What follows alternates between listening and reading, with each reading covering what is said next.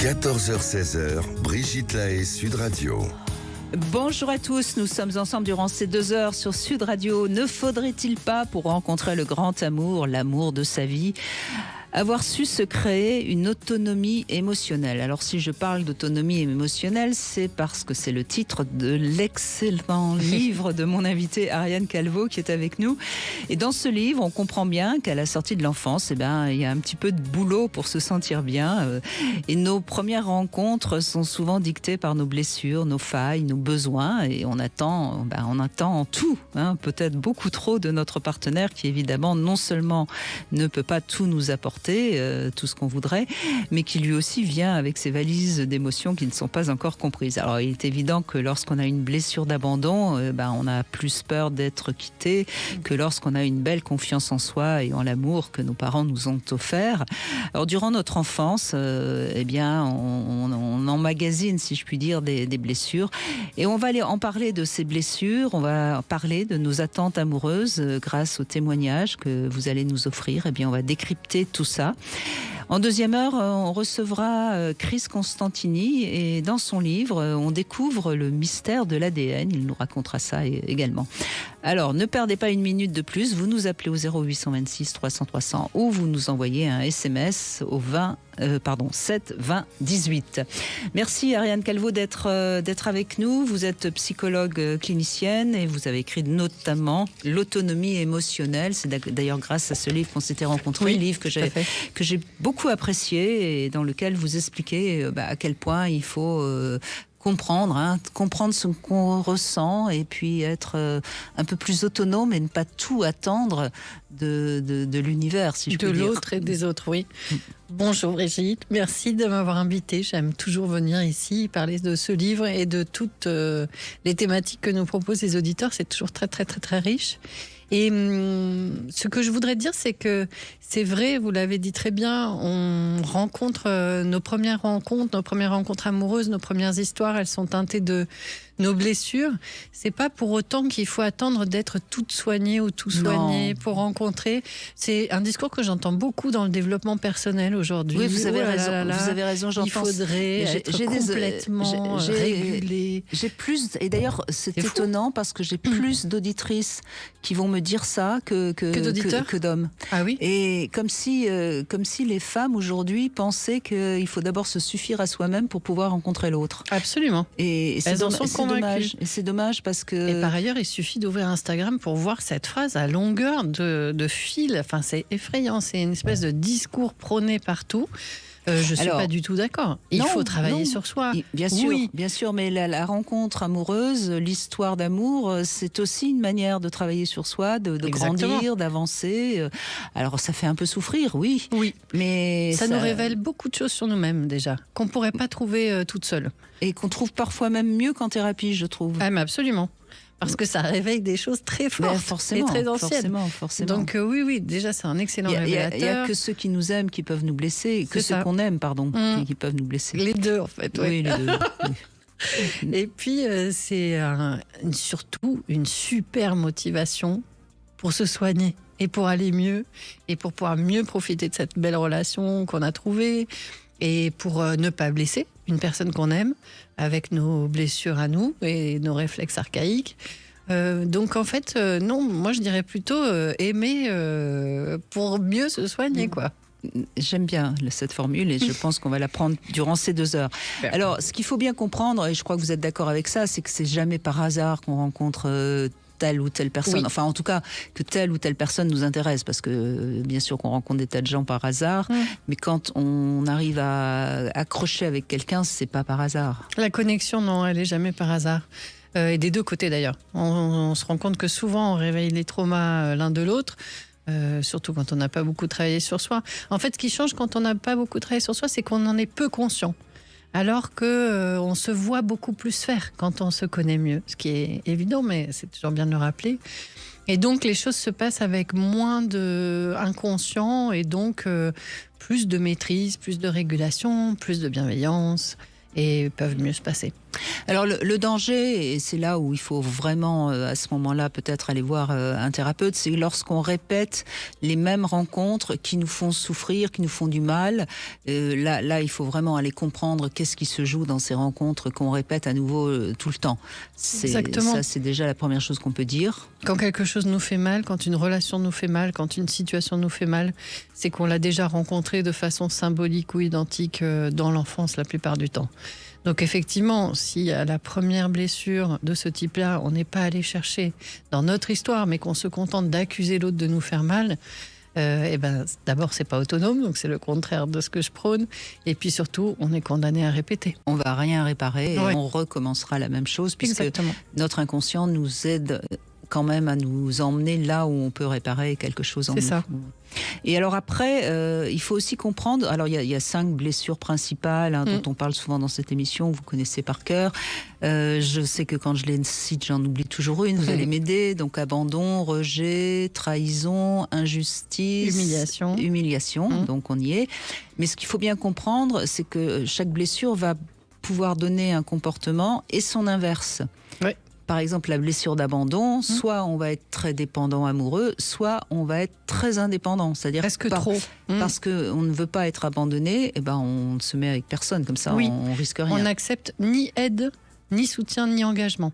Je n'ai besoin de personne et surtout, je ne veux avoir besoin de personne. Donc oui, ça donne effectivement les deux bouts du spectre, quoi.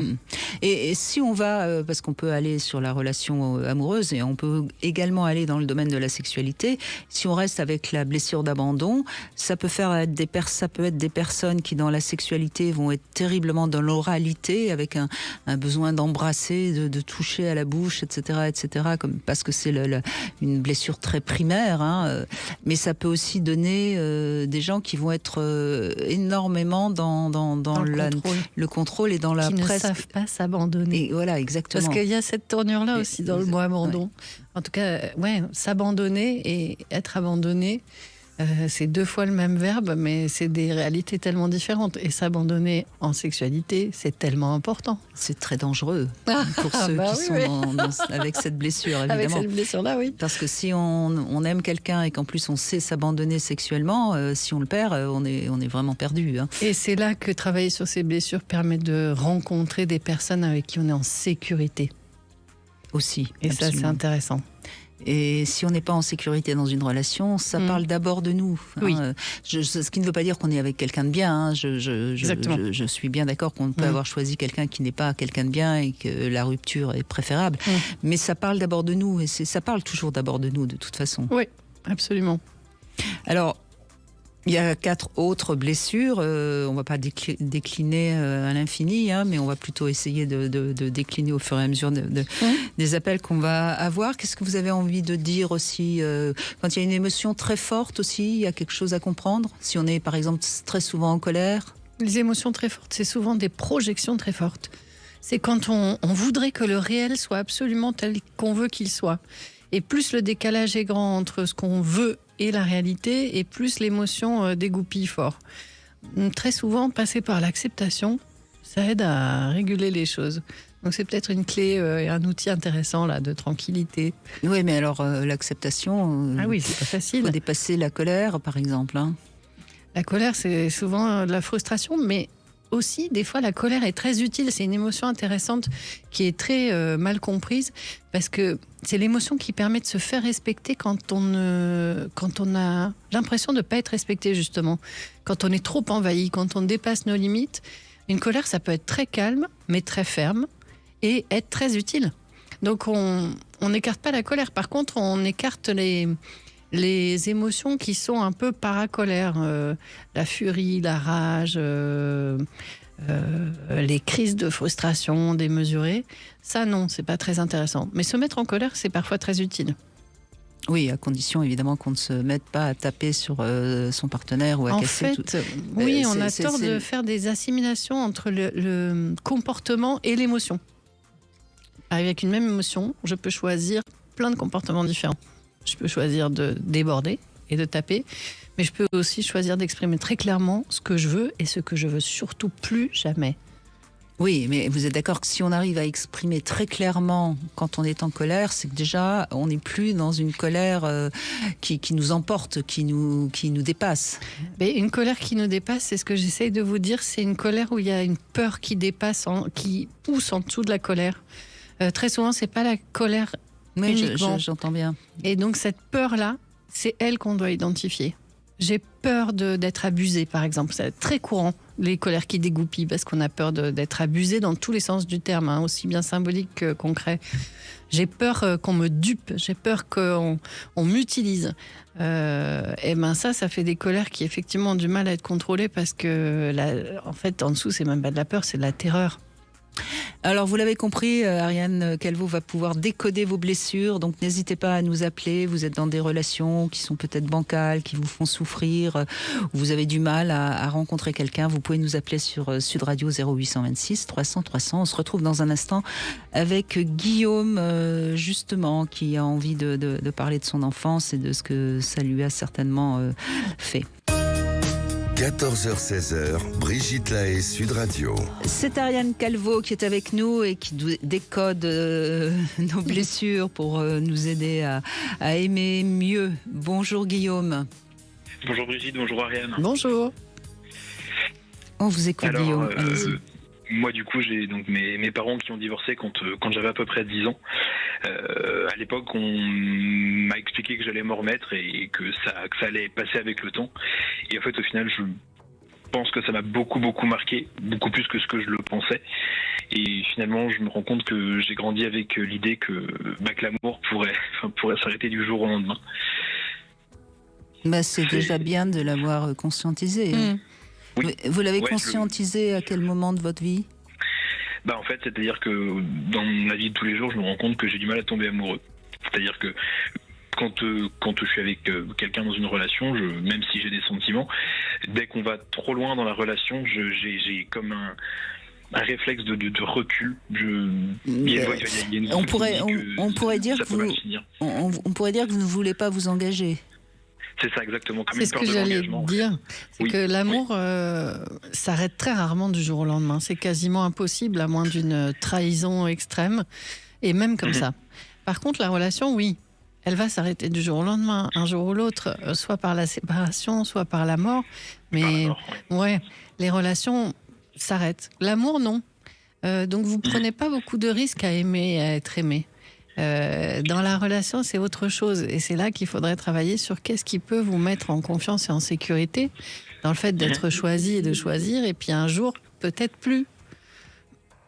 Il serait peut-être intéressant, Guillaume, si vos parents existent encore, c'est d'échanger avec eux pour mieux comprendre d'abord qu'est-ce qu'ils vous ont dit, comment ils vous ont présenté les choses et comment ils se sont séparés et qui vous a gardé, vous voyez, parce que c'est ça, de comprendre déjà ce qui s'est passé à l'origine et de m'aider à comprendre derrière. Il y a des détenants, des aboutissants effectivement. Il faudrait surtout que vous compreniez mieux ce que vous avez ressenti quand vous aviez 10 ans. Au moment, on a compris que ça vous avait fait souffrir. Vous avez compris que ça vous a emmené vers une croyance que de toute façon, à quoi bon s'engager, puisque de toute façon, ça se maintiendra pas. Mais ça, c'est une croyance, comme Ariane vient de vous le dire, qui est fausse, parce que. Oui, c'est erroné. Mais donc maintenant, il faut voir quels sont les ressentis qui vous ont poussé à mettre cette croyance en place de manière à ne plus avoir ces souffrances que vous avez donc ressenties quand vous étiez enfant. Oui, bien sûr. Et à penser qu'une relation peut être aussi fragile. Parce qu'en fait, quand on en arrive à annoncer à un enfant qu'on divorce ou qu'on se sépare, très souvent, il y a des années de discussions, de négociations, d'essayer, évidemment qu'on ne quitte pas le père de ses enfants, la mère de ses enfants du jour au lendemain. Vous voyez, vous avez l'impression que c'est du jour au lendemain parce que vous l'apprenez. Du jour au lendemain. C'est ça, et puis tout se fait très rapidement parce que l'un quitte le foyer pour en récupérer un nouveau, donc tout se fait très très vite. Alors c'était. Mais ça. Le recul, j'ai grandi maintenant et donc je me rends compte que c'était mûrement réfléchi, Mais ça, c'est la partie apparente de l'iceberg que vous avez intégrée. Mais c'est tout ce qui s'est passé en dessous qui va vous aider à comprendre que peut-être vos parents se sont tellement aimés, ils ont tellement vécu quelque chose de chouette que ce serait dommage que vous passiez à côté de ça. Oui, non, mais ça vrai, c'est il faudrait joli. que Guillaume, je prenne le temps retenez ça. de passer les voir et effectivement de creuser avec eux ce qui s'est réellement passé, parce que c'est vrai que j'ai jamais vraiment demandé le fin mot de l'histoire. Je sais pas. Parce que, alors, peut-être que déjà, il y a une chose intéressante à comprendre. Est-ce que, jusqu'à l'âge de 10 ans, vous étiez un enfant aimé, sécurisé, heureux ? Ah bah oui, complètement. Enfin, mes parents étaient toujours là pour moi et Bon, puis alors. mon petit frère d'ailleurs. Donc oui, de ce côté-là, on a toujours été aimés, choyés. Oui. Bon, c'est la faute de votre petit frère s'ils sont séparés. Le pauvre. Brigitte, elle sait toujours quoi dire pour remonter le moral. Non mais voyez, c'est pas possible si vous avez vécu 10 années bien que vous en soyez à rester totalement marqué par ce divorce qui encore une fois c'est pas anodin. On sait très bien qu'un divorce ça fait souffrir les enfants, mais voyez que ça peut se dépasser quand même. Oui, on sent qu'il y a quelque chose qui a été mal compris par peur. Peur que ça vous arrive et peur que ça vous fasse souffrir. Ah bah c'est ça en fait. Bon, l'amour, ça peut faire souffrir, c'est vrai, on ne va pas vous dire le contraire, mais ça fait tellement d'autres choses magnifiques. Ah bien sûr, et c'est vrai que finalement l'idée de m'engager pleinement et de me projeter, ça me paraît, à cause de ça, ça me paraît risqué. Et aussi j'essaie de me protéger finalement. Mais c'est risqué, Guillaume, c'est risqué. S'engager, c'est risqué. Mais ne jamais vivre vraiment avec quelqu'un, c'est passer quand même à côté de la chose la plus belle. Quand même, vous voyez. Oui, je comprends. Parce que là, vous m'avez l'air encore relativement jeune encore. Oui, j'ai que 26 ans, donc. Ah oui. Bon, donc oui. Rien n'est perdu déjà. Ah non, je suis pas inquiet de ce côté-là, mais c'est vrai que c'est.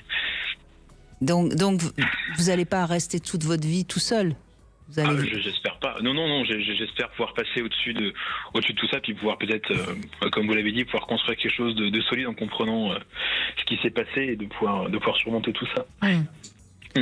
Et puis vous faire confiance et faire confiance à la vie aussi. Oui, il y a sûrement un manque de confiance évident aussi, certainement. Oui. Mais vous avez été gardé par qui, par papa, par maman, par les deux ? Je suis resté chez maman, puisque papa a été artisan à son compte, donc il n'avait pas tellement le temps de nous garder, on n'y allait que très peu de jours. Et donc, alors, comment était votre mère ? Est-ce qu'elle avait l'air très très malheureuse ? Très malheureuse, c'est vrai que c'était un peu particulier, parce que pour moi le climat, on sentait que le climat était un peu compliqué, il y avait de ce que je me souviens, des engueulades qui étaient régulières, etc. Donc je sentais qu'il y avait quand même un climat qui était un peu électrique. Mais après, quand ils se sont séparés, qu'on a allé vivre avec maman, c'était beaucoup plus calme, beaucoup plus apaisé de ce côté-là. Et donc vous avez grandi avec maman ? Oui.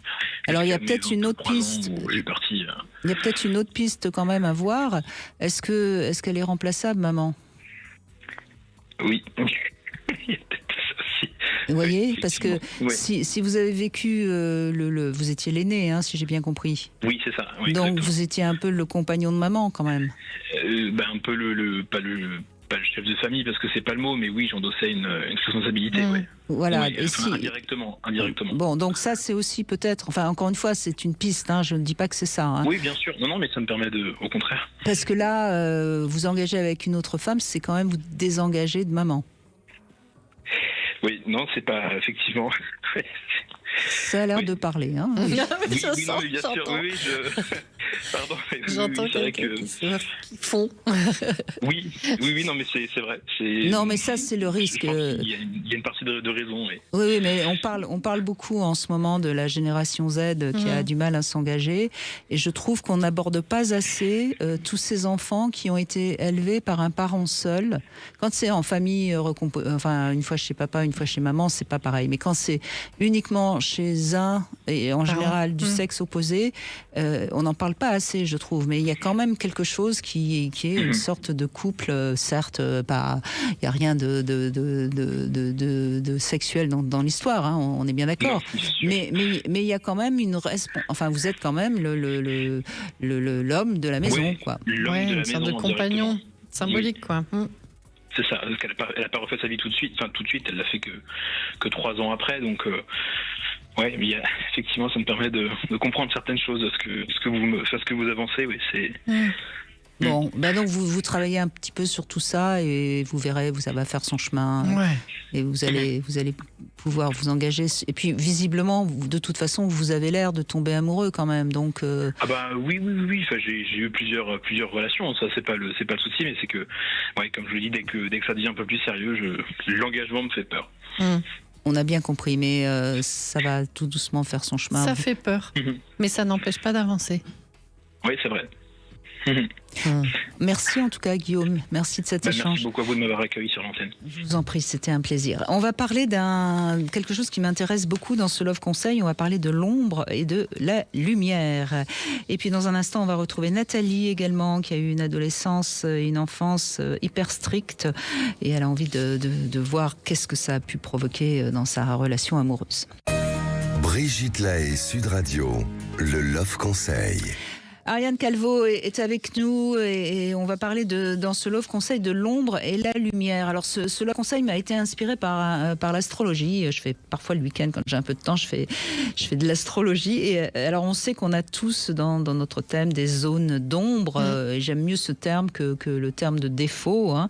Et parce que quand on considère le défaut comme une ombre projetée, hein, si je puis dire, de toute évidence, il est inutile de s'attaquer à l'ombre elle-même. Et Hein. oui. On est bien d'accord. On sait bien qu'il ne faut pas chercher à se débarrasser d'un défaut. En revanche, alors on ne pourra pas modifier d'un coup de baguette magique les défauts qu'on a, mais en revanche, on peut chercher à amplifier la lumière située en face de l'ombre. En d'autres termes, développer la qualité inverse. Et à ce moment-là, on va réduire la zone d'ombre. Vous voyez ? Alors, je vais prendre un exemple qui va vous permettre de bien comprendre. Par exemple, si on a un ego assez fort, alors si on cherche à diminuer cet ego, ça marchera pas. Au contraire, il va beaucoup prendre de l'ampleur. Et donc, il faut aller chercher à l'opposé, c'est-à-dire, et là, je vais revenir sur l'astrologie. L'ego en astrologie, c'est symbolisé par la maison 5 et le signe du lion. Hein. D'accord. Bon, donc, qu'est-ce qu'il faut faire ? Il faut aller vers la maison opposée, c'est-à-dire la maison 11, et vers le signe opposé, c'est-à-dire le Verseau. Ok. Et donc, le lion, c'est quand même, on le sait, hein, vous savez, la définition que j'aime beaucoup en astrologie du lion, c'est qu'il est pour la démocratie, sauf qu'il ne comprend pas quand il a fini de parler qu'il y a encore quelqu'un qui a quelque chose à dire. Hein. Bon, ça, c'est le lion. Mais donc, si on veut dépasser ce défaut-là, si je puis dire, on va aller du côté du Verseau. Et le Verseau, c'est le signe par excellence de la fraternité. Oui, du collectif. Voilà. Ouais. Donc, si on a un ego un peu fort, qu'est-ce qu'il faut faire ? Il faut essayer un petit peu plus de s'occuper des autres plutôt que d'essayer de lutter contre son ego. Et ça marche absolument sur tout. Donc, si vous avez un ego fort, vous occupez un tout petit peu plus de vos amis. Vous essayez chaque jour d'avoir une petite pensée pour un ami. Vous envoyez un petit SMS, ou etc. etc. Et donc, on peut prendre n'importe quel exemple. Je pourrais prendre les 12 signes du zodiaque. C'est génial. Et je trouve que c'est réellement intéressant parce que c'est vrai qu'on n'aime pas nos défauts, mais on ne peut pas lutter contre. Mais donc allons à l'inverse et nourrissons la lumière. Quel est l'opposé de la Vierge ? L'opposé de la Vierge, c'est pas du tout intéressé. C'est pour une amie. C'est le poisson, l'opposé de la Vierge. Et donc, poisson, c'est quoi ? Alors la Vierge, c'est souvent des gens qui sont un peu, on va pas dire étriqués, mais qui sont un peu, voilà, voire même obsessionnels, qui analysent tout. En même temps, ils sont capables de faire très attention à ce qu'ils mangent, etc. Et l'opposé, c'est le poisson. Le poisson, c'est le signe par excellence de l'empathie. Ah, ok. C'est le signe par excellence de se laisser envahir par les émotions des autres. Intéressant. Voilà. Ça me plaît beaucoup. Eh bien, voilà.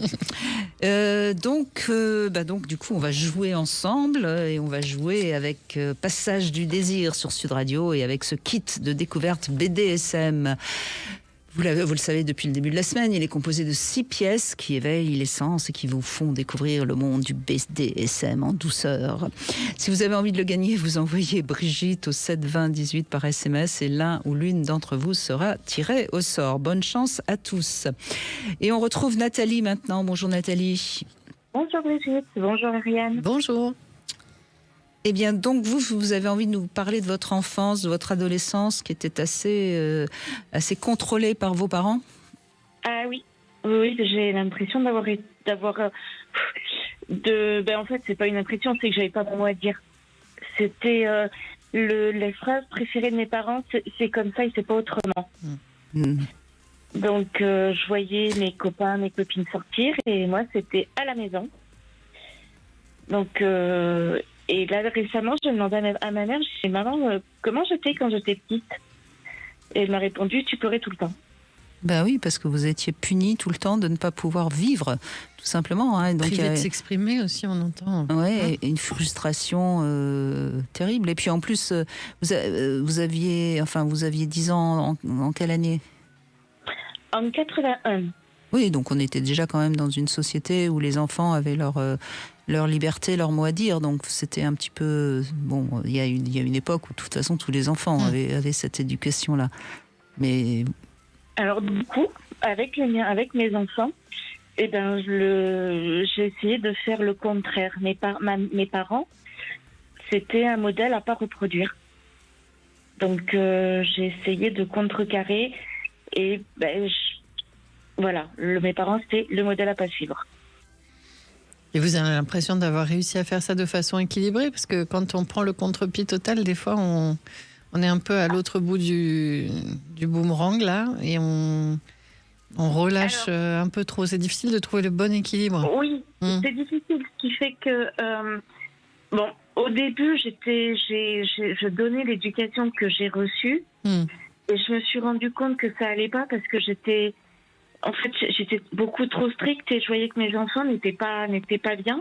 Oui. Et en fait, ils se retournaient contre moi et ça, je voulais pas. Ce qui fait que je me suis dit, non, là, il y a quelque chose qui va pas. Et j'ai fait le contraire. J'ai eu un moment où j'étais trop permissive. C'était difficile. Mais oui, c'est ça. Il faut trouver son équilibre. Ouais, voilà. Voilà.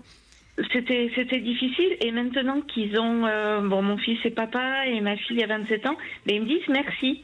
Et super. Mes parents, c'est devenu aussi pour ma fille. C'est méchant ce que je veux dire, mais le modèle à pas reproduire. Et comment ça a été pour vous, au-delà de vos enfants ou en étant mère, est-ce que en étant juste la femme de quelqu'un, parce que j'imagine que vous avez fait vos enfants avec une personne, peut-être même avec un homme. Hein. Peut-être même avec un homme, mais pas forcément. Est-ce que vous avez réussi à apprendre à exprimer les choses sans avoir peur d'être silencié, d'être rabroué? On a divorcé. Oui. Ouais, et pourquoi? Parce qu'il voulait avoir raison ou... C'est moi qui voulais avoir raison, du coup. Et qu'il a épousé quelqu'un de docile et puis vous vous êtes réveillé, exprimé. Qu'est-ce qui s'est passé? C'est tout à fait ça. C'est tout à fait ça. En fait, comme je voulais être entendue, je levais trop la voix. Mais vous aviez choisi quel genre d'homme? Est-ce qu'il était autoritaire ou au contraire... Docile. Vraiment gentil? Ah, très gentil. C'était une patte, mais en fait, j'avais pas ma place, encore une fois, là, dans le couple. Ce que je comprends pas, c'est que s'il était gentil, vous aviez donc enfin la possibilité de faire ce que vous vouliez et de dire ce que vous vouliez, donc pourquoi divorcer? Parce qu'il est allé voir si l'herbe n'était pas plus verte ailleurs, parce qu'en fait, lui, c'était un garçon du Nord, moi, je suis une fille du Sud, et il m'a toujours reproché mon caractère trop fort. Non, il a été voir ailleurs, parce qu'à un moment donné, il a eu besoin d'être un peu admiré par quelqu'un, et ne pas être sans arrêt critiqué par... vous voyez, je pense que c'est plutôt ça. En fait, on s'est connus, j'avais 8 ans, il en avait 11. Ah oui. Et oui, et moi c'était... Vous avez grandi ensemble? Un peu, oui. Et lui, il a dit à mes enfants, parce qu'il a repris contact avec mes enfants il n'y a pas longtemps, et il a dit, en fait, votre mère, c'était ma meilleure amie. Mais moi, c'était pas ça, quoi. Pour moi, quand je l'ai connu, c'était le père de mes enfants, c'est avec lui que j'ai évité, c'était avec lui que je faisais ma vie. Et oui, mais ce que je veux dire, je comprends que vous avez souffert et que c'est pour ça que vous l'avez quitté, mais ce qu'il aurait fallu comprendre, c'est que peut-être s'il a été voir ailleurs, il a été chercher un peu de reconnaissance ailleurs, parce que si vous étiez toujours en train de le dominer, de le rabrouer, à un moment donné, un homme, il a besoin d'être admiré. C'est ça. Vous voyez, encore une fois, je dis pas que il fallait pas le quitter. C'est pas, Alors, c'est lui qui m'a quitté, et en fait, comme vous dites, vous avez entièrement raison. Il est allé voir quelqu'un qu'il admirait, et là, il a trouvé une femme beaucoup plus docile que moi, avec qui c'est lui qui prend le dessus. Il a le dessus sur elle. Mais oui, après c'est son histoire et on s'en fout, c'est pas lui qui est avec nous. Mais on voit bien comment votre enfance vous a fait prendre le contre-pied avec cet homme au départ. C'est-à-dire que vous avez choisi un homme qui était trop gentil presque. Oui. Qui s'effaçait en tout cas, qui s'exprimait pas assez. Ouais. C'est ça.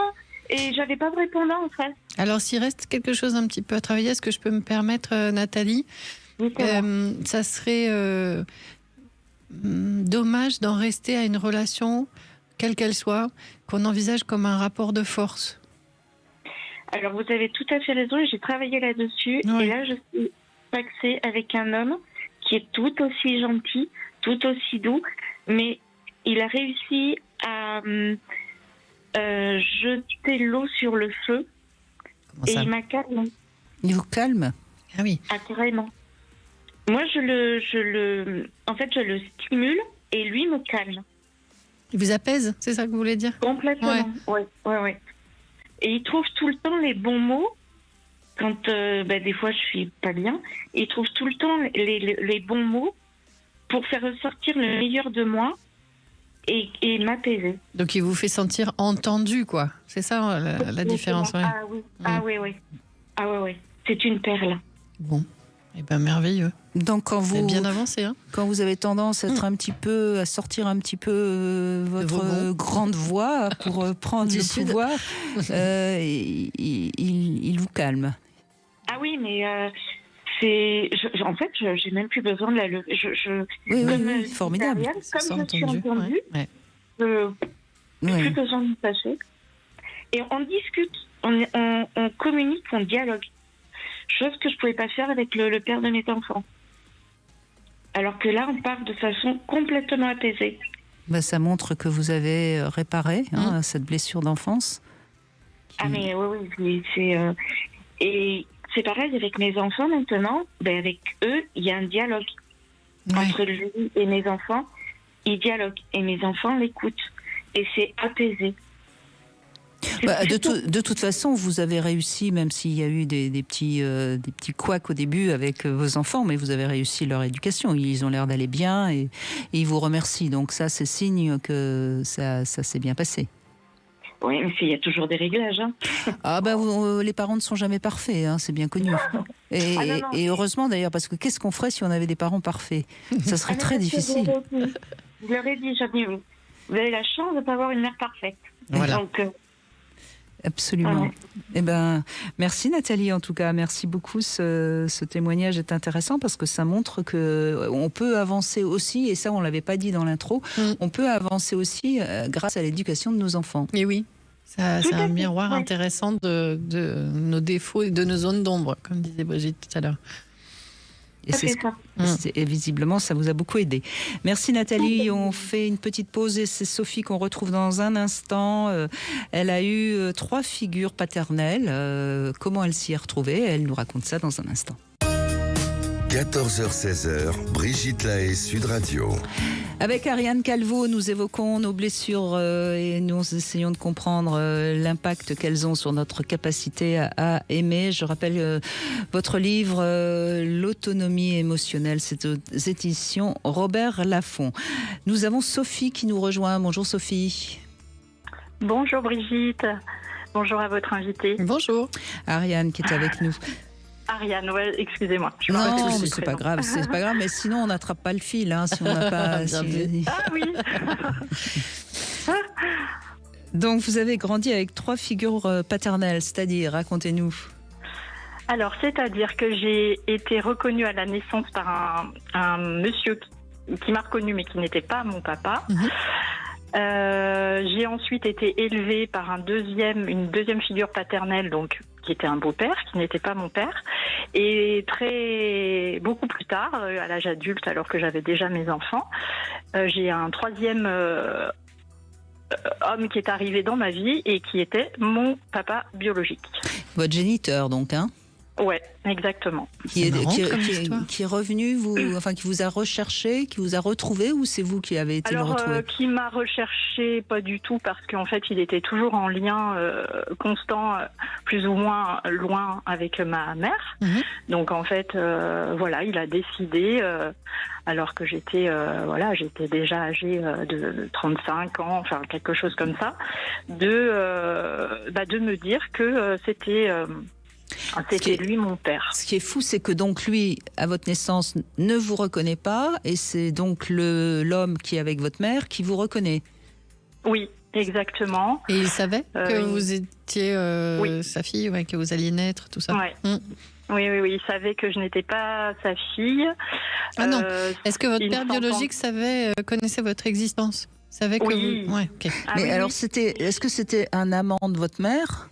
Oui.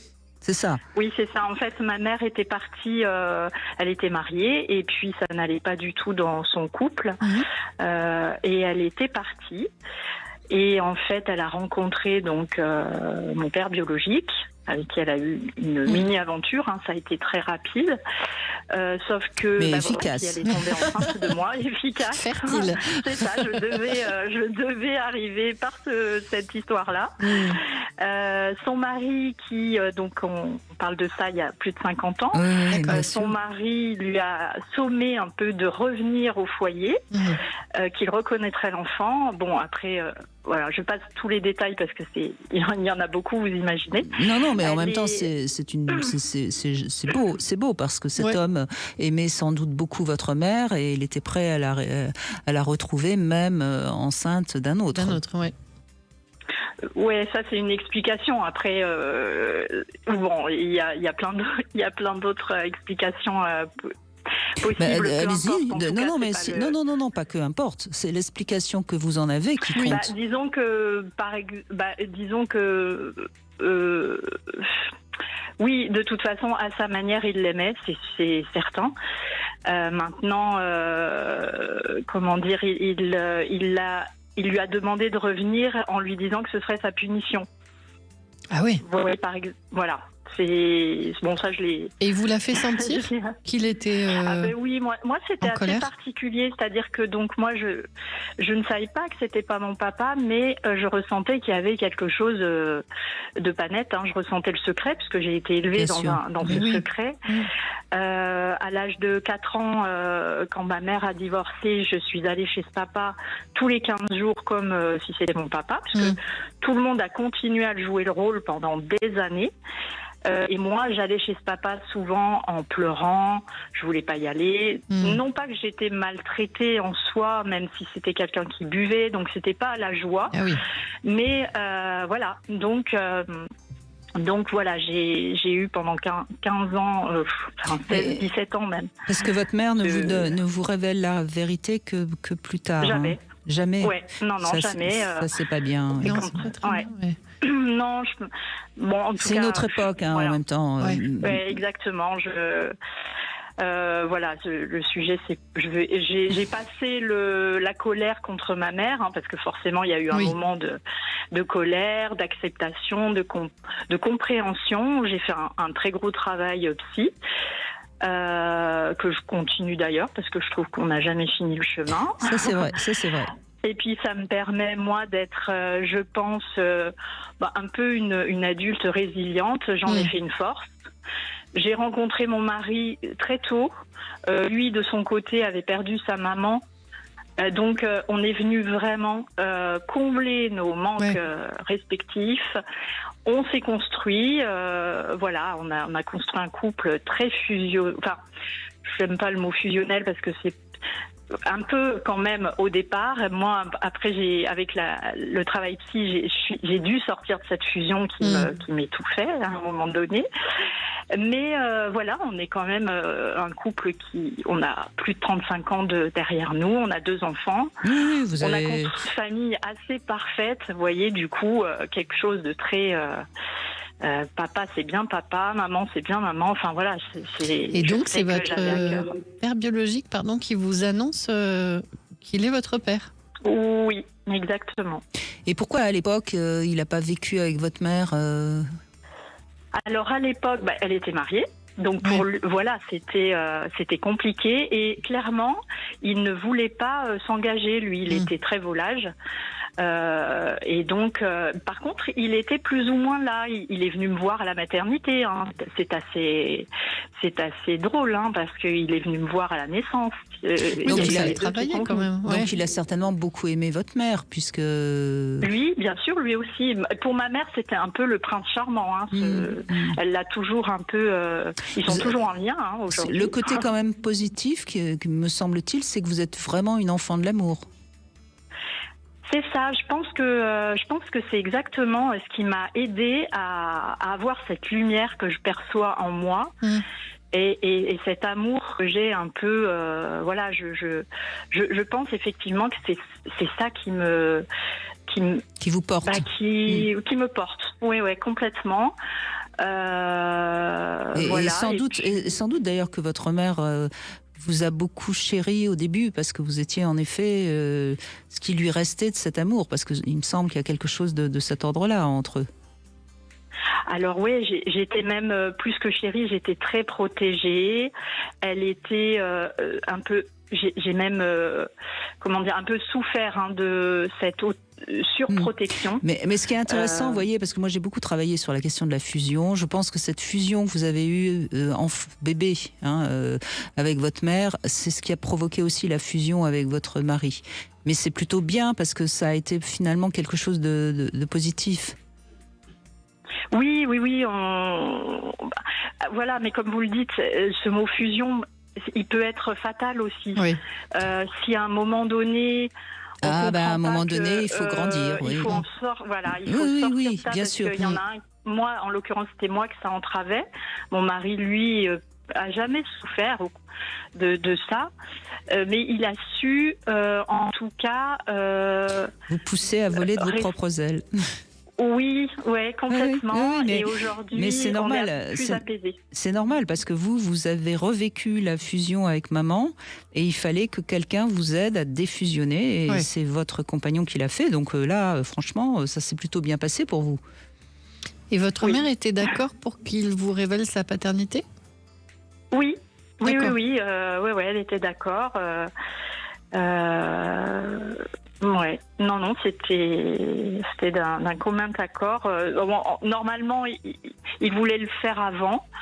Maintenant, l'histoire a fait que les éloignements géographiques, la vie. Et rétrospectivement, vous pensez que vous vous en doutiez ou c'était un choc, une surprise complète ? Ça n'a pas du tout été une surprise. Ouais, c'est ça.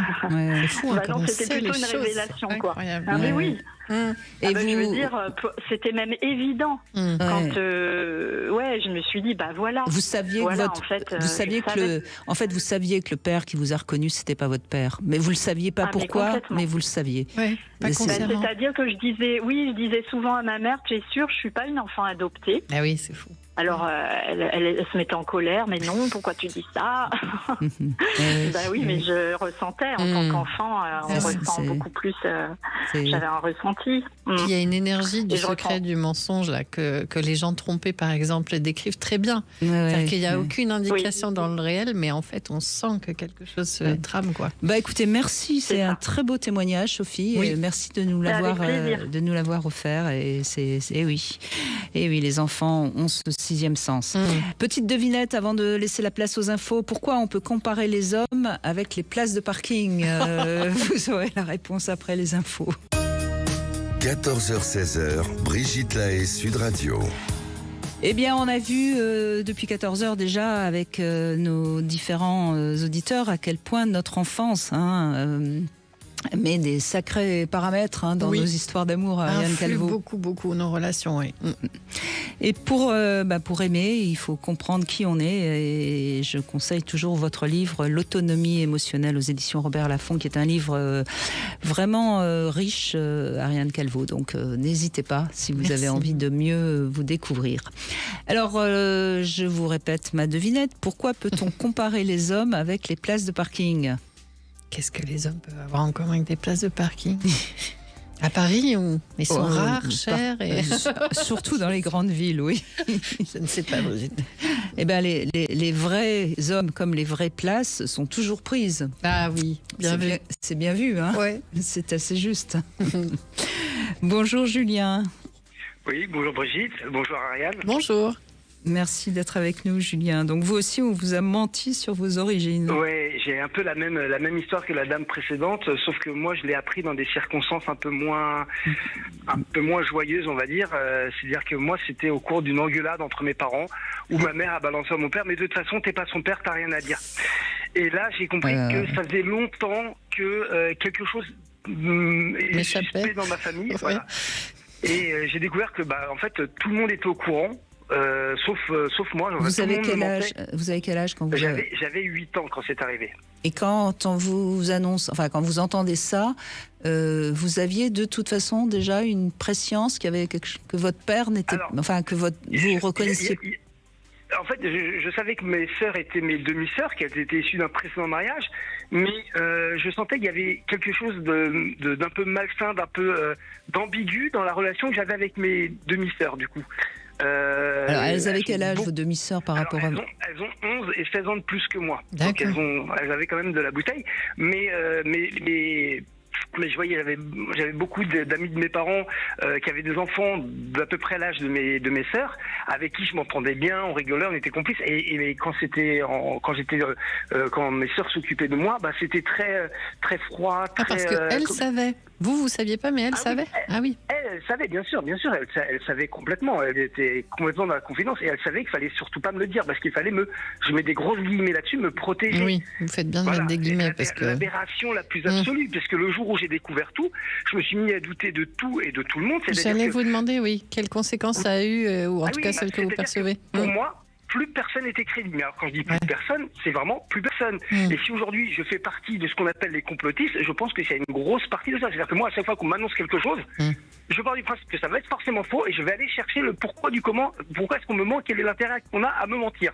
Enfin, ça, il va peut-être falloir à un moment dépasser ça quand même, Julien. Oui, non, mais c'est-à-dire que je deviens pas, je vais pas dire paranoïaque, mais je vais être extrêmement méfiant quant à l'information qu'on me donne, quelle que soit la source, même la source la plus. Alors justement, on va essayer, pour vous aider, de revenir à ce que vous avez ressenti à 8 ans quand vous entendez ça. Qu'est-ce que vous nous diriez là? Quelles sont les émotions qui vous ont traversé? Quels sont les ressentis que vous avez eus? À ce moment-là, à la seconde où ça s'est dit, on était en voiture avec mes parents. Mes parents étaient devant, moi j'étais assis derrière dans la voiture. Ils étaient en train de s'engueuler parce que j'avais fait quelque chose, je sais plus quoi. Et probablement une bêtise, et mon père m'avait engueulé. Je n'ai plus le contexte de démarrage. Mais bref, c'était toujours un contexte très tendu. Et ma mère a dit à mon père, mais de toute façon, t'as rien à dire, t'es pas son père. Et là, je me suis dit, attendez, j'ai loupé un épisode, qu'est-ce qui s'est passé, où est-ce qu'on est, où est-ce qu'on va là? Et du coup, j'ai commencé à me demander si lui, c'est pas mon père. C'est-à-dire que on allait chez mes grands-parents, donc les parents de mon père adoptif, de votre père, de celui que vous avez dit. Voilà, mais donc vous ne dites rien en tant qu'enfant, vous encaissez. Alors, sur l'instant T, j'ai un peu encaissé, je me suis posé des questions, j'ai essayé de comprendre, j'ai essayé de poser des questions, on m'a dit que c'était pas le moment d'en parler, on en reparlerait plus tard à la maison. À qui vous avez demandé ça? À votre mère? À mes parents, mes deux parents. Ils étaient tous les deux là, dans la voiture. D'accord. Et ils m'ont dit on en parlera plus tard. Et du coup, j'ai senti qu'il y avait une gêne qui s'était posée là et que c'était pas le moment d'en parler. Et donc du coup, on a été chez mon grand-père, mais du coup, quand j'étais chez mon grand-père, je me disais, mais du coup, mon grand-père, si mon père n'est pas mon père, mon grand-père n'est pas mon grand-père. Et là, j'ai commencé à me refaire tout le schéma physique, tout le schéma familial dans ma tête. Mais là, vous m'avez toujours pas dit ce que vous avez ressenti, hein.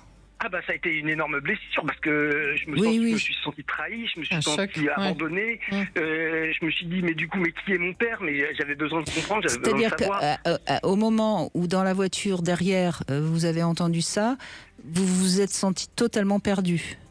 Oui, c'est ça, exactement. Oui, je me suis c'est senti abandonné, je me suis senti seul. C'est je me suis ça. senti littéralement seul face à l'annonce. C'est-à-dire que le côté de sécurité qu'on a avec ses parents a disparu. L'innocence à ce moment-là a disparu complètement. Donc là, on entend quand même quelque chose qui ressemble à un traumatisme, Julien. Ah oui. Hein. C'est important. sûr que ça a été oui, mais ça a été c'est dur, important. C'est mes important. sœurs s'en sont voulues quand on en a reparlé après. Elles s'en veulent et elles s'en veulent encore aujourd'hui de m'avoir menti tout ces années. Non mais Julien, c'est important ce que je viens de vous dire parce que vous avez ressenti quelque chose qui s'apparente à un véritable traumatisme, un tsunami comme on dit. Et donc ça a provoqué chez vous quelque chose d'une ordre de sidération et certainement qu'il y a des symptômes qui sont peut-être chez vous, qui seraient intéressants peut-être à comprendre pour... que vous énoncez vous-même. Enfin, vous avez dit ce qu'il en était face à la société, vous n'avez pas dit ce qu'il en était face à vos relations amoureuses, mais on peut imaginer que ça doit être difficile de faire confiance aussi. Même dans votre santé, est-ce qu'il n'y a pas des symptômes qui pourraient s'expliquer à cause de ce traumatisme ?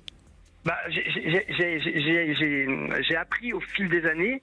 Alors déjà, je me suis souvent très mal entouré. Ça a été la pire, je pense, la plus grosse de mes erreurs, c'est que j'avais tellement peur d'être seul, de rien construire, de finir seul. Surtout que dans l'entourage de mon père, de mon père, il y avait beaucoup de vieux célibataires, de vieux ratés célibataires, 50 ans, qui n'avaient rien fait de leur vie, qui racontaient monts et merveilles. D'ailleurs, une chanson qui s'appelle Les copains de mon père d'Alain Leprest en parle très très bien. Cette chanson, elle a vraiment c'est un jour, vous avez l'occasion de l'écouter, elle dit mot pour mot ce que j'ai vécu moi dans mon enfance.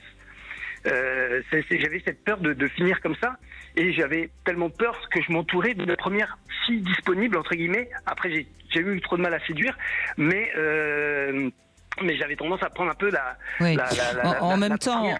en même temps, ça peut être aussi. Puis de toute façon, on peut faire confiance à personne, d'autant prendre le premier qui vient. Hein. C'est pas, vous voyez. Mais est-ce que vous avez pu savoir qui était votre vrai père ? Oui, alors je l'ai su quelques années après.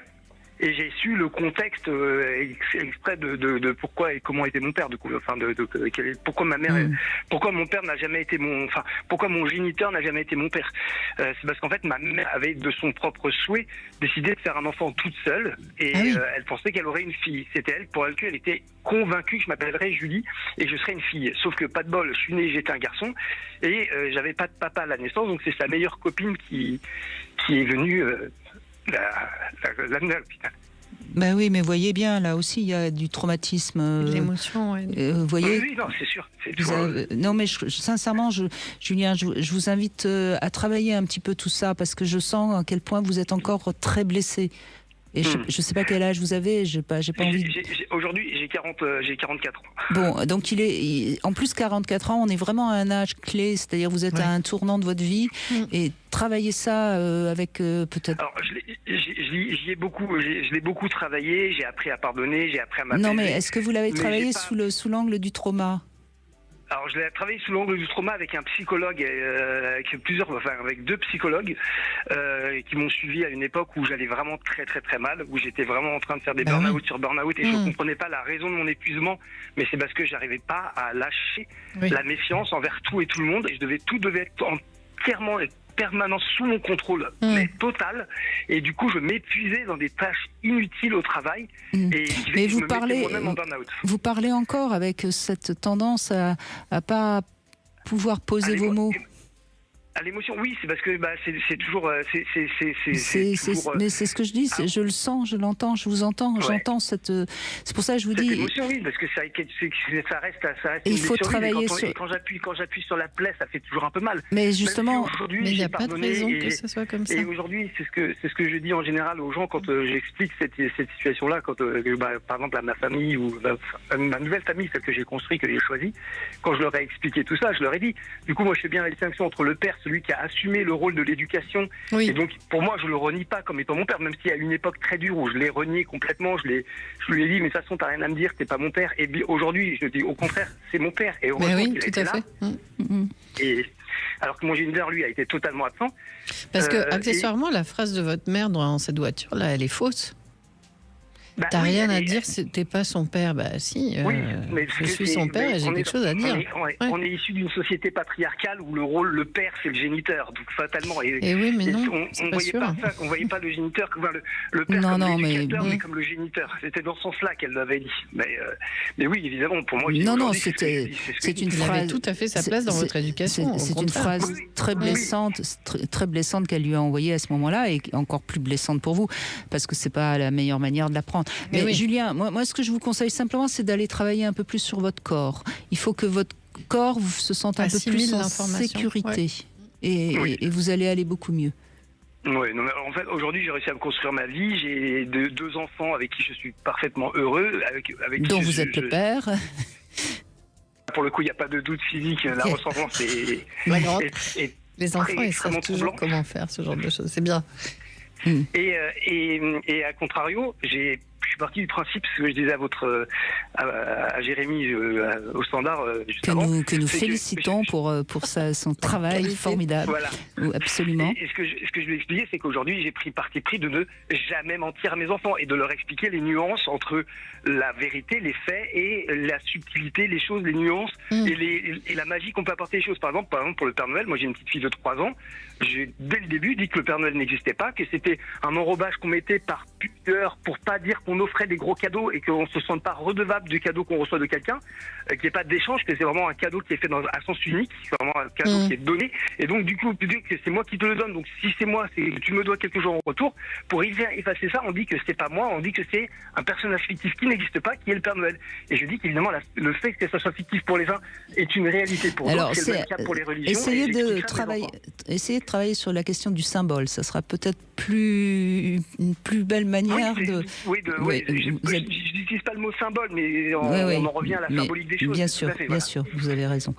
Mais c'est dans ce sens-là c'est tout à fait dans ce sens-là que j'explique à ma fille, à mes filles du coup, les choses, notamment là, parce que comme elle va à l'école, tout le monde parle du Père Noël, fallait bien que je lui explique pourquoi est-ce que je ne parlais pas moi du Père Noël, pourquoi est-ce que je disais c'est le Père Noël qui t'a offert, mais c'est un tel qui te l'a donné, on expliquait l'origine de tes cadeaux, quoi. Pour qu'il y ait une transparence totale et absolue, il n'y ait pas de mensonge, il n'y ait pas de... Oui, mais il faudra quand même un jour que vous acceptiez que la transparence absolue, ça n'existe pas non plus. Il faudra aussi un moment avancer sur ce chemin. On a tous des filtres sur notre réalité. Absolument. Mais en tout cas, merci beaucoup. Merci beaucoup de votre témoignage qui est touchant. Merci Julien. On va faire une petite pause et puis on va retrouver Hélène aussi dans un instant qui avait un papa alcoolique. 14h-16h, Brigitte Lahaie, Sud Radio. Ariane Calvo est avec nous, vous êtes psychologue clinicienne et on retrouve Hélène maintenant. Bonjour Hélène. Bonsoir Brigitte, bonsoir Ariane. Bonsoir. Merci de me recevoir à l'antenne. Je vous en prie Hélène. Donc c'est votre père qui était alcoolique et qui vous battait ? Oui, alors c'était à la naissance de ma sœur qui a 10 ans de moins que moi. Et bon, ça s'est mal passé. Ma maman a été malade. Voilà, elle est restée quelques jours dans le coma. Et pendant qu'elle était à l'hôpital, mon père est parti dans les bars. Et puis après de là, il est devenu addict, on va dire. D'accord. Il a sombré dans l'alcool quand il a eu peur de perdre sa femme. Voilà. Et ensuite, il a continué, une fois que tout le monde était rentré à la maison et en bonne santé. Donc, et moi, vers l'âge de 13 ans, il a continué à boire, mais vers l'âge de 13 ans, il a commencé à rentrer les week-ends vraiment très, très, très alcoolisé. Et ma mère travaillait dans une maison de retraite, donc elle n'était pas forcément le samedi et le dimanche. Et mon père s'en prenait à moi, voilà. Et alors qu'à 12-13 ans, bien sûr, on n'a rien fait de mal. Oui, et puis de toute façon, on n'a pas à s'en prendre à sa fille quand on est alcoolique. Et quand vous dites qu'il s'en prenait à vous, qu'est-ce qu'il faisait ? Il vous tapait ? Il me tapait, je mettais mes mains sur la tête, je baissais la tête, il me tapait sur les épaules, les cervicales, la tête, voilà quoi. Et je laissais taire. Je n'avais pas forcément la force de... vous n'aviez pas, enfin vous aviez... Non. Puis vous seriez défendu, il vous serait peut-être arrivé des choses pires. Hein, peut-être, oui. Parce que quand on est sous l'effet de l'alcool, on ne sait jamais trop. Et vous n'avez pas pu en parler à votre mère ? Ben non, sur le moment, elle n'était pas là. Donc après, c'était pas tous les week-ends, c'était pas tout le temps, mais ça a duré quand même jusqu'à 16 ans et demi. Mais peut-être que vous protégiez aussi votre mère. Hein. Vous savez, il y avait peut-être un lien de loyauté et vous protégiez votre père, on ne sait pas. Hein, mais peut-être qu'il y avait des raisons qui fait qu'en tant qu'enfant, vous vouliez protéger le couple. Choses, ouais. Et puis vous aviez pas. C'est peut-être aussi ça. Hein, on ne sait pas. Hein. Je ne saurais pas vous dire à 16 ans et demi. Bon, je fréquentais déjà. Et la dernière fois qu'il m'a frappé, il était parti dans la cuisine me mettre un couteau sur l'armoire de ma chambre. J'étais dans ma chambre et là j'ai compris que suivant la réaction, vous étiez en danger. Mal s'est passé. Oui, voilà. Et je suis partie. J'ai fugué. D'accord. J'ai fugué. J'ai porté plainte. Donc à ce moment-là, ma mère a été au courant. Elle ne savait rien jusque-là? Non. Non. Et il s'attaquait pas à votre petite sœur? Non, parce qu'en fait, comme maman travaillait, on l'a laissée chez la nounou. Parce que je me souviens pas, j'ai pas le souvenir, vous voyez, de cette période-là, où était ma sœur. Elle était très jeune, puisque vous aviez 10 ans d'écart. Ouais. Hein, donc, oui, voilà. Quand donc, vous moi, avez 16 ans, quand vous avez 13 ans, elle a 3 ans, donc c'est pas étonnant qu'elle soit chez la nounou plutôt que à la voilà, en sachant qu'elle travaillait toute la journée, donc je n'ai pas souvenir d'avoir gardé ma sœur. Et votre père travaillait plus? Le samedi, dimanche, non, il travaillait pas. Ah oui, c'était les week-ends. Ah oui. Et c'est votre mère qui travaillait? Ben oui, parce qu'elle travaillait dans une maison de retraite. Et voilà. donc à 16 ans, vous quittez le domicile? À 16 ans et demi, ça faisait à peu près presque un an que je fréquentais donc un monsieur qui avait 20 ans de plus que moi. Oui. Et voilà, donc alors je sais pas. Vous avez trouvé un protecteur, hein, en fait. Peut-être. Oui. Vous avez dû avoir très peur, je pense. Très très peur. C'est-à-dire que les jeunes de mon âge ne m'attiraient pas. J'étais quand même assez mature parce que là, quand ma sœur est née, je m'en suis occupée. Oui. Et donc le fait d'avoir un petit enfant, c'est comme si c'était ma petite fille, si vous voulez. Donc ça ne m'a pas effrayée quant à après à avoir moi-même des enfants. Et donc je pense qu'avoir un caractère mature et les adolescents de mon âge ne m'intéressaient pas. Voilà, je voulais des personnes qui aient de l'expérience, des connaissances. Oui, mais je pense que ce que dit Ariane est certainement juste, c'est que cet homme un peu plus âgé vous a sécurisé, hein, une image d'homme sécurisante par rapport. Non, pas du tout, parce que mon père c'était des violences physiques. Physique, ouais. Et lui c'était des violences psychologiques. Oui, sauf que du coup il aurait pu plus vous défendre, en tout cas vous protéger physiquement qu'un jeune de votre âge. Face à votre père. Il savait que mon père me frappait et je lui avais dit si un jour tu oui, mais il faut comprendre, Hélène, c'est qu'il a repéré votre fragilité, la vulnérabilité, ouais. Et il en a profité. Donc forcément, c'était pas quelqu'un de bien. On n'est pas en train de dire que c'était quelqu'un de bien. On dit juste qu'un petit jeune de votre âge n'avait pas cette figure sécurisante pour vous à cet âge-là. Peut-être. Vous voyez. Et après, une fois que vous étiez sous emprise, il vous a maltraité psychiquement. Ça, je l'entends bien. C'est-à-dire qu'il m'a... Bon, c'était l'ancienne époque. C'était à l'ancienne époque, donc les femmes étaient plutôt à la maison, s'occuper des enfants, du foyer, etc. Voilà, donc j'étais très résignée, en fait. Parce que à l'époque, c'était comme ça. C'était dans les années 75.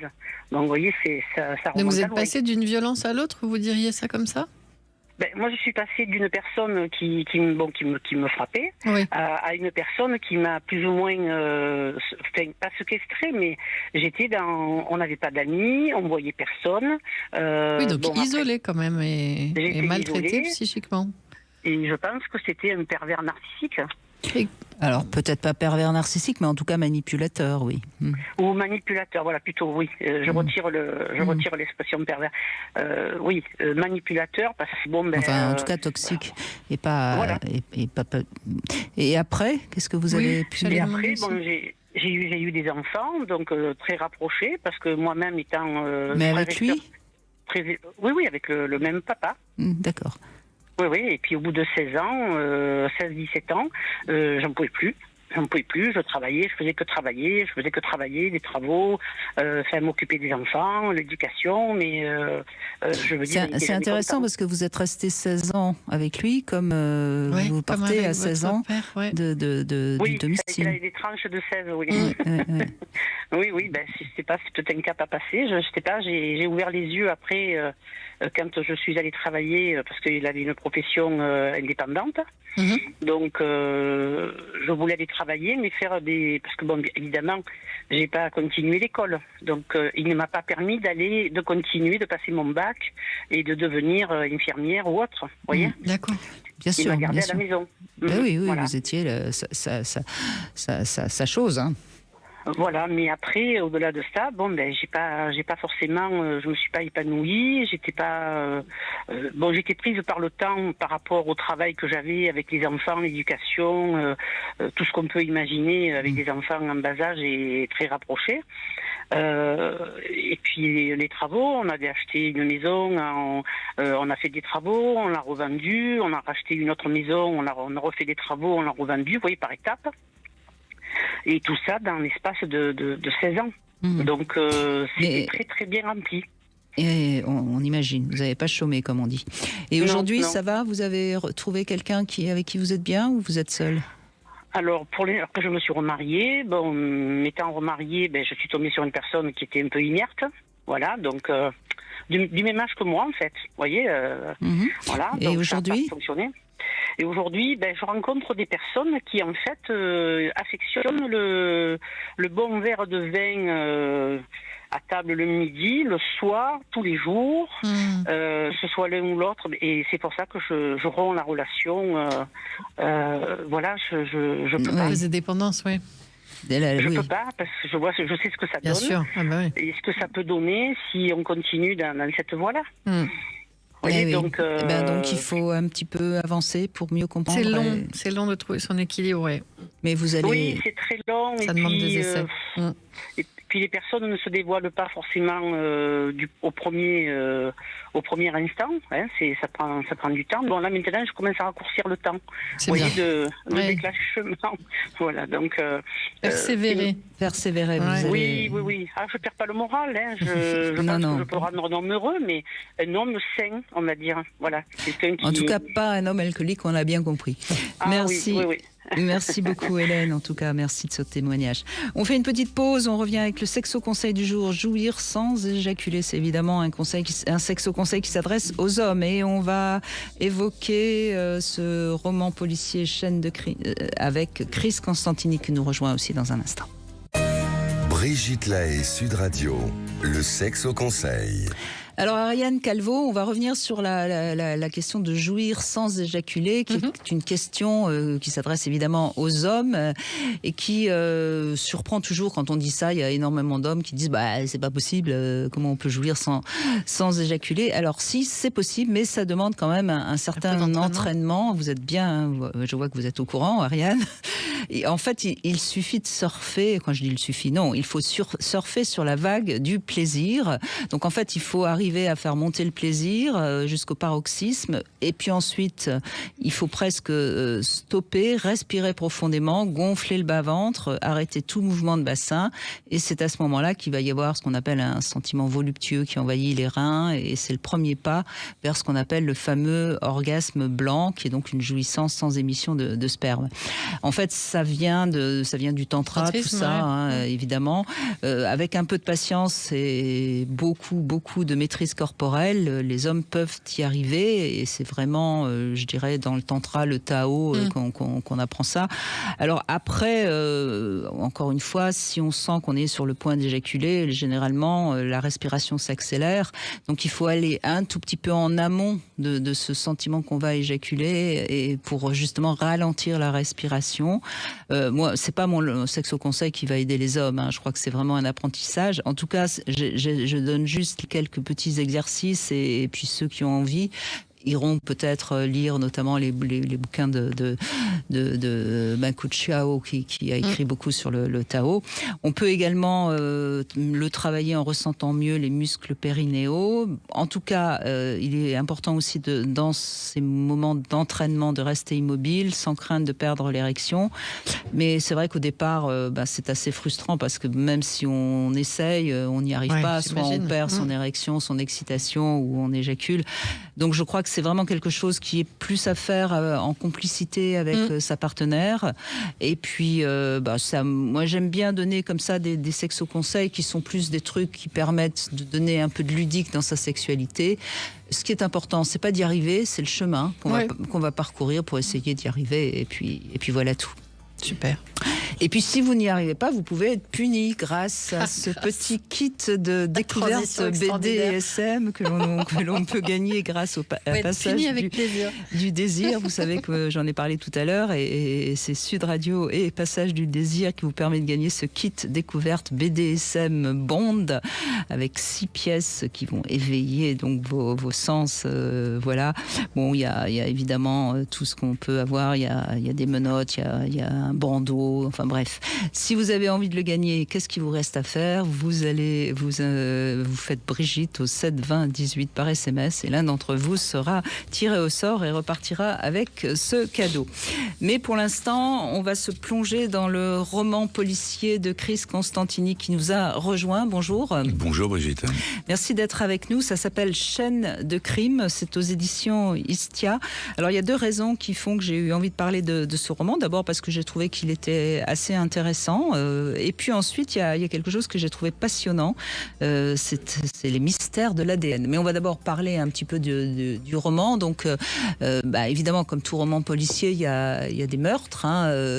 Et puis, ce que j'ai trouvé intéressant, c'est ce héros qui perd donc une de ses meilleures amies au début du roman, qui est tué. On ne sait pas trop par qui. Il est à moitié, enfin, je ne sais pas trop s'il est détective, s'il est etc. Et il fait le parallèle avec sa sœur, si je me trompe pas, qui est morte il y a bien des années auparavant. Et alors au début, on se dit non, là quand même l'auteur, il nous amène dans des trucs, c'est pas possible. Et puis tout doucement, au fil des pages, on se rend compte que le lien, il n'est pas si tordu que ça. Et alors je vais évidemment pas raconter. Voilà. Qu'est-ce qui vous a donné envie déjà d'écrire cette histoire parce qu'on sait très bien que ça vient toujours de nous, ce qu'on écrit. Au départ, Brigitte, c'est un assassinat dans ma famille qui nous a beaucoup marqué, puisque j'avais une cousine que je considérais comme ma sœur, qui a été assassinée de 4 coups de couteau par quelqu'un qui venait d'être libéré d'ailleurs en 83 par la grâce présidentielle. Et donc ça a marqué toute la famille, bien évidemment, ça fait la une du Parisien, etc. Et je ne le savais pas en écrivant le premier, La Note Noire, qui a eu le prix de Beaune, que je racontais un peu cette histoire. Et cette histoire n'était pas totalement terminée. Donc ça, c'est intéressant. C'est-à-dire, votre premier roman policier, vous êtes inspiré de votre propre histoire familiale sans le savoir. C'était une catharsis, c'est bien après que je me suis rendu compte. Et j'ai été... C'est fou ça, mais c'est pas la première fois que les j'entends. secrets n'existent pas. C'est ce qu'on se dit à chaque fois dans les familles. Exactement. Tout finit par sortir. Exactement. Et donc, du temps a passé. J'étais très heureux d'avoir un prix avec ce livre qui s'est très bien vendu. J'en ai écrit d'autres polars, comme vous le savez aussi, d'autres livres sur le développement personnel. Et puis, pourquoi j'ai écrit ce roman-là ? Parce que on n'avait toujours pas trouvé quel était le coupable de cet assassinat. Et en même temps, j'ai lu un livre extraordinaire. Alors, faut dire que je suis très connecté avec le FBI aux États-Unis. Oui, d'ailleurs, ça se passe aux États-Unis, votre roman. Moi, j'aime bien les polars américains. J'écris que des polars américains. Et ce qui m'a fasciné... Et pourquoi que des polars américains ? Parce que, si vous voulez...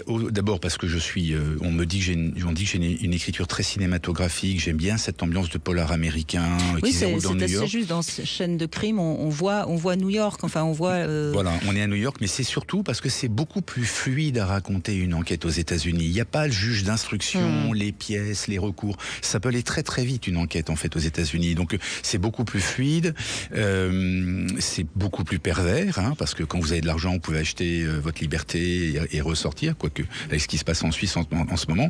Et donc la motivation profonde de ce livre, qui rejoint un peu mes livres sur le développement personnel, sur le fait qu'on vient à un monde avec 10 intelligences différentes, c'est qu'en fait on peut avoir plusieurs ADN. Et ça rend un criminel indétectable. Et ça, les bras m'en sont tombés.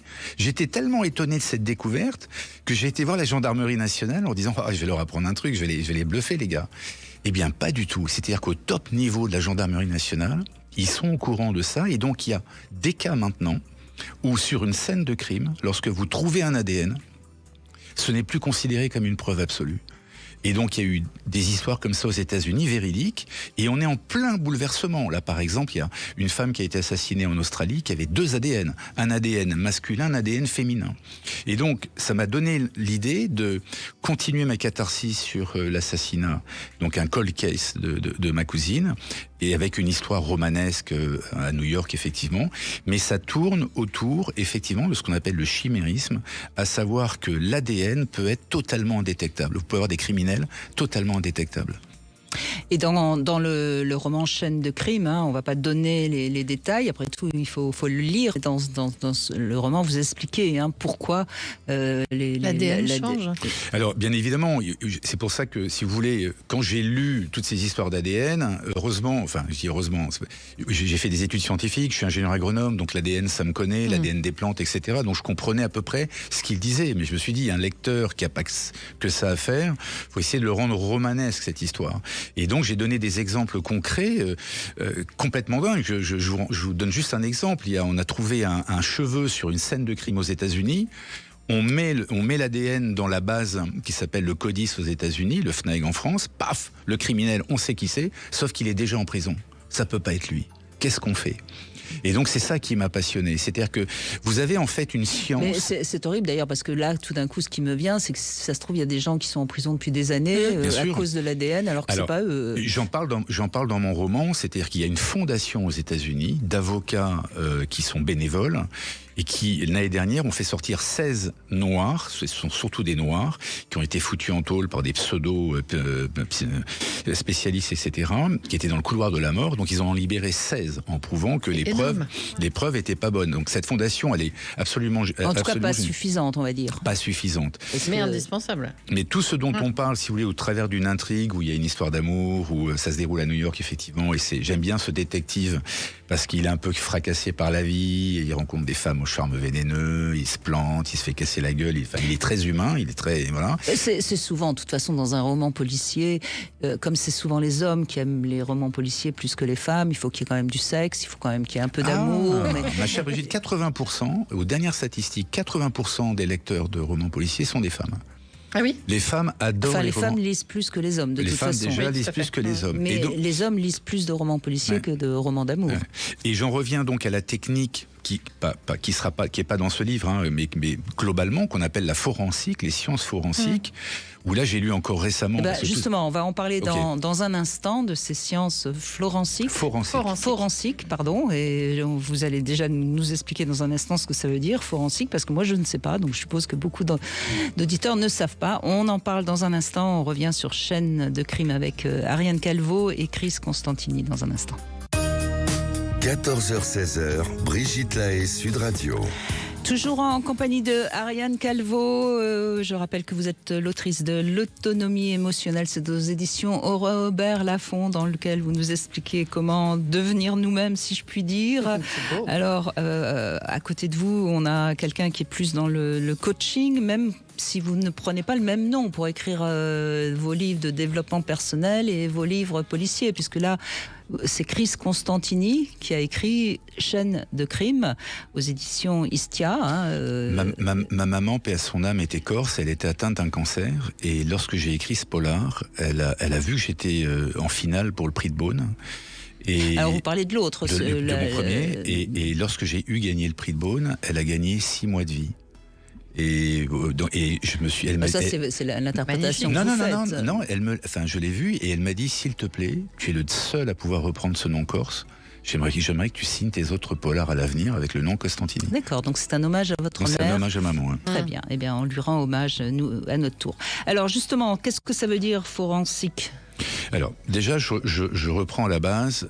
Chaîne de crime, c'est donc un polar. Vous avez d'un côté un cold case et vous avez une enquête contemporaine.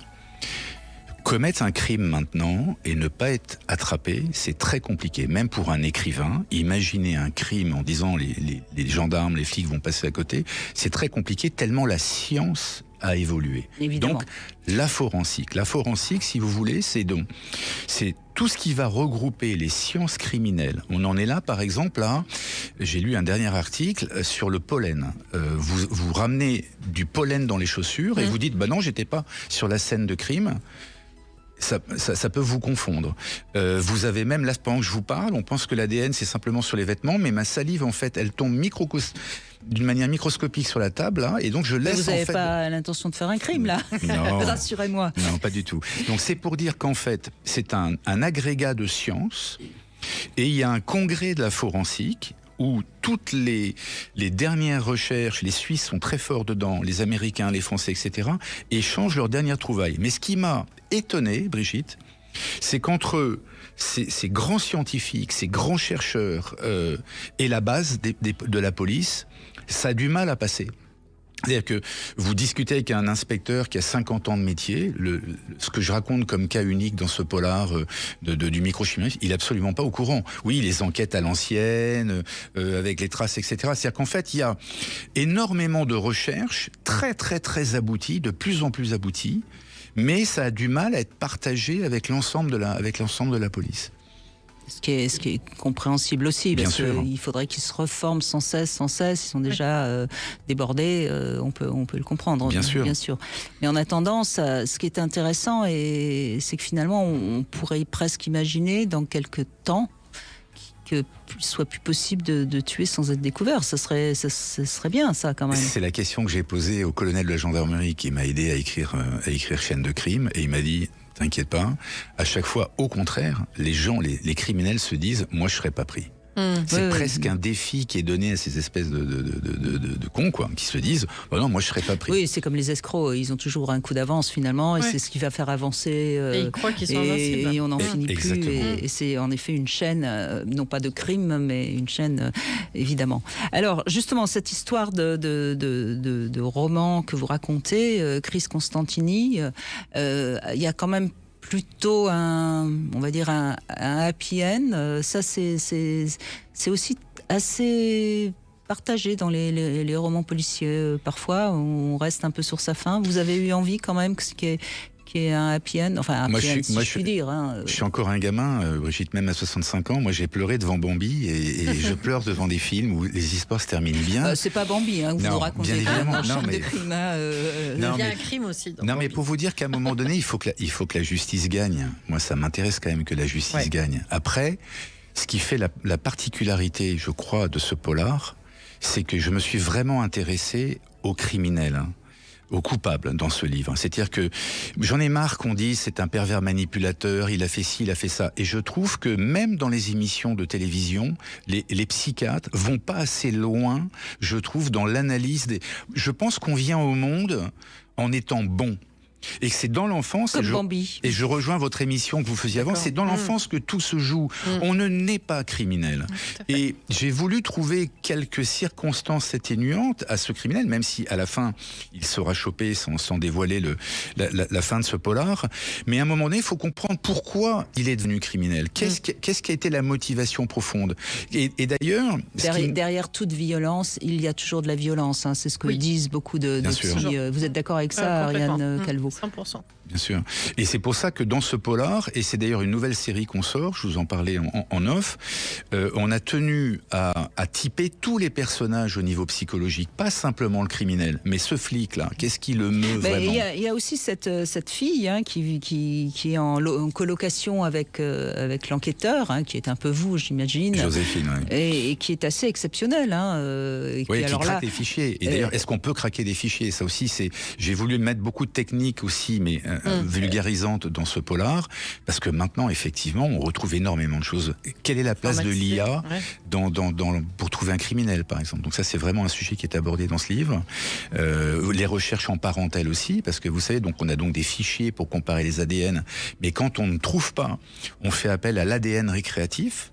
Donc ça veut dire que vous avez des gens, et c'est comme ça qu'on a chopé tout un tas de coupables récemment, qui vont envoyer leur salive, c'est interdit en France, je ne sais pas pourquoi, ils vont envoyer leur salive à un site, ok, et ce site en fait va faire des corrélations. Donc vous allez vous retrouver cousin avec quelqu'un en Australie, quelqu'un dans le Minnesota. Oui, j'ai une amie avec qui je déjeunais la semaine dernière qui a découvert une demi-sœur grâce à ça.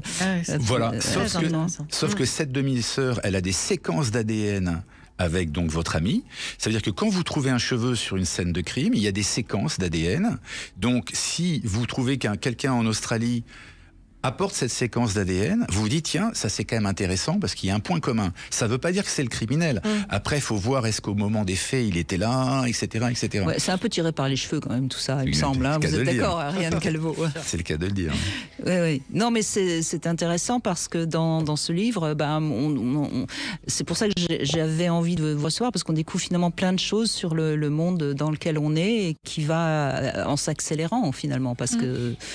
Moi, j'ai été bluffé par cette histoire d'ADN, Brigitte, je vous le cache pas, parce qu'encore une fois, on n'en parle pas beaucoup, donc c'est vraiment une première dans ce polar. C'est le premier polar qui parle de cette histoire d'ADN qui ne matche pas. Et ça commence dans l'utérus, oui. Vous en parlez un peu. En fait, dans 9,7% des cas, les femmes porteraient 2 œufs, donc 2 enfants en puissance, sauf qu'il y a toujours, dans ces 9,7% des cas, un œuf qui va mourir. Et avant de mourir, il va transférer son ADN, presque dans un geste de survie. Je vais même vous raconter quelque chose c'est un de mes invités qui m'a raconté ça et qui m'a dit on ne sait pas encore à quel point pour chacun d'entre nous, le fait d'avoir peut-être à un moment donné été avec un autre qui n'a pas survécu peut avoir marqué notre Moi, on m'a psychisme. retiré un kyste comme ça à l'arrière du dos où il y avait des dents et des cheveux. Incroyable. Dans le kyste. Et c'était a priori une jumelle. Voilà, donc peut-être que il y a quelque chose dans vos blessures d'enfance.